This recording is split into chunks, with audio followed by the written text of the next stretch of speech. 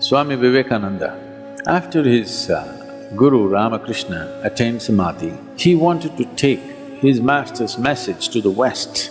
So he wants to go and do this, but he wants to seek the permission of Sharada Devi, who was Ramakrishna's wife. She said, Naren, can you give me that knife? She said, I wanted to see how you will give the knife. You may go and spread the master's message.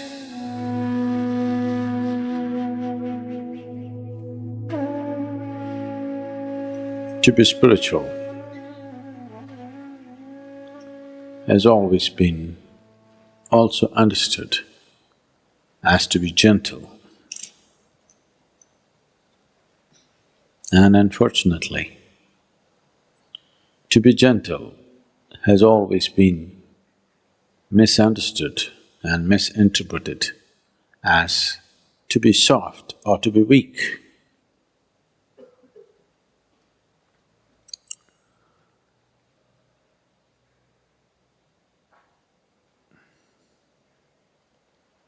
The weak are gentle not by choice,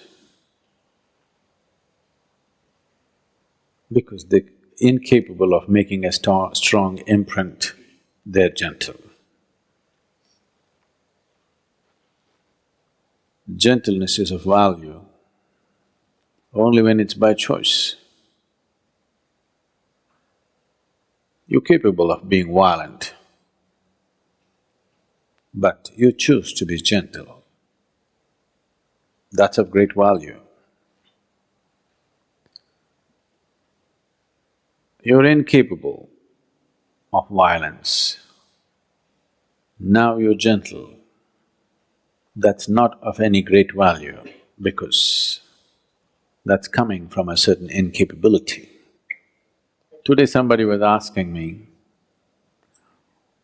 Sadhguru, why all the goddesses in India, always they have weapons in their hands?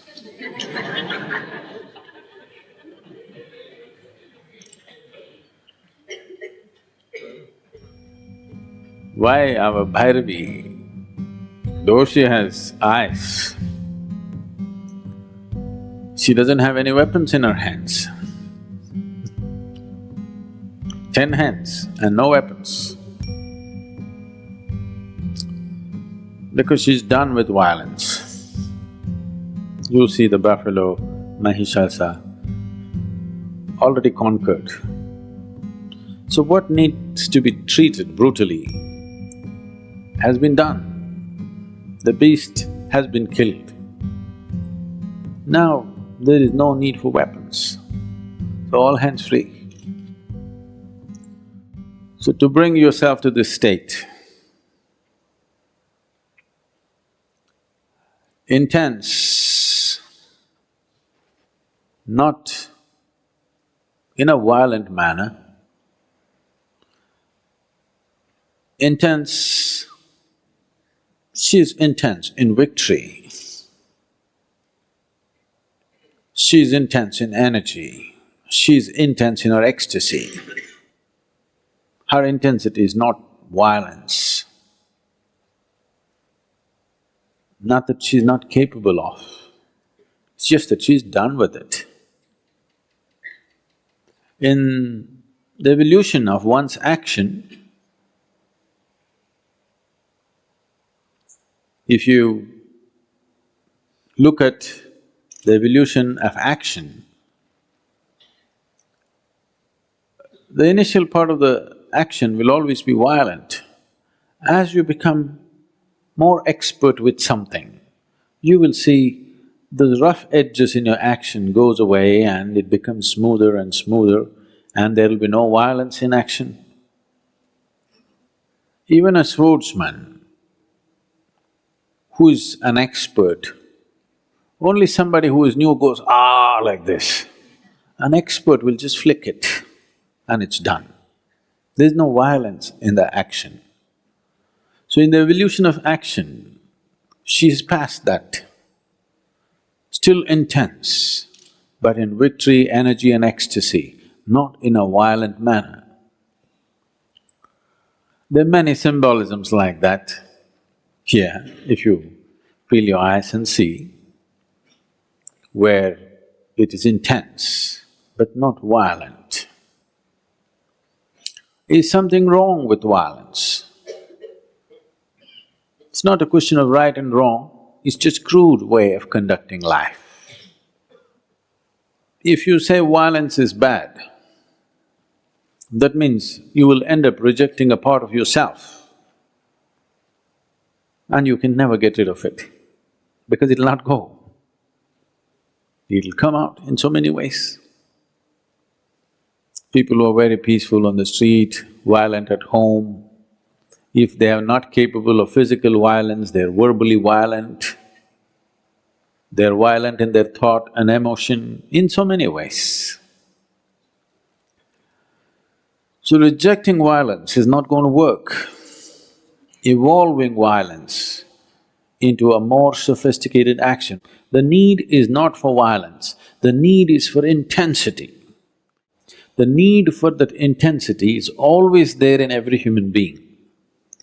If you do not refine that need for intensity and manage to experience that intensity by simply sitting in meditativeness or in devotion or in love or in simply pure action, if you do not find refinement and still find intensity, violence will erupt from you in so many different ways.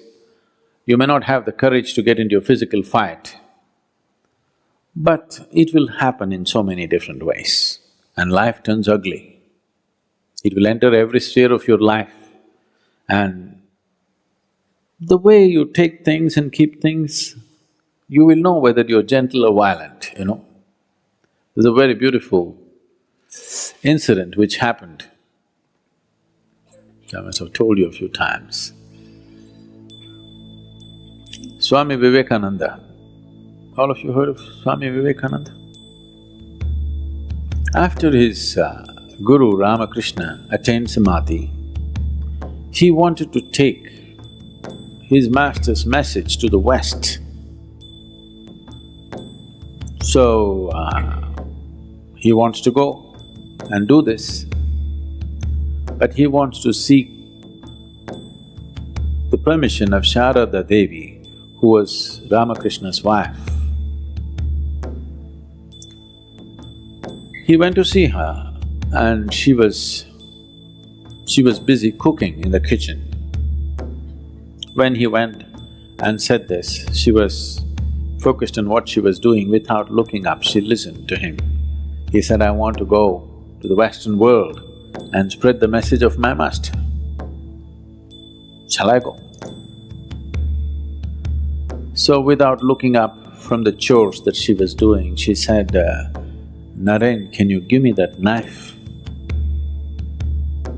So he picked up the knife and gave it. He's a certain kind of person, so he gave it in a certain way. Not like that, he gave it in a certain way. She took the knife and kept it aside and she said, you may go. Then he noticed this and he said, why did you ask for the knife? You have no vegetables to cut, everything is already on the pot, already in the pot, on the boil. Why did you ask for the knife? There was no need for the knife, why did you ask for it? She said, I wanted to see how you will give the knife. You may go and spread the master's message. So this is where gentleness is. Not because somebody is watching, not because you're under scrutiny, just the way you move, how you step on the planet, how you breathe, how you sit, how you stand, how you look at other people. This is where you have to refine your action. Now I'm not talking to you about mindfulness, no, being mindful of everything, no. I'm talking about refining your physical action, your verbal action. With this slowly, your mental action and emotional action also can be refined. To just move your hands and legs in a more gentle manner. This refinement can happen either because you become meditative or you consciously refine it so that you move towards meditativeness. It's good to start from both the ends. If you want to reach a destination, it's good to start from every possible end so that you get there quick enough. If you want to burn a candle quick, you burn it from both ends, isn't it?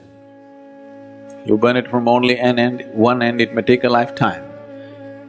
You want to enjoy at least half a lifetime of meditativeness, you must burn it from both ends.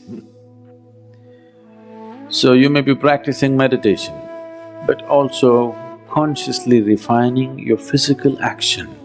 The way you move your hands, the way you move your body, the way you move your breath, your words. This is not about becoming pretentious, this is about becoming conscious.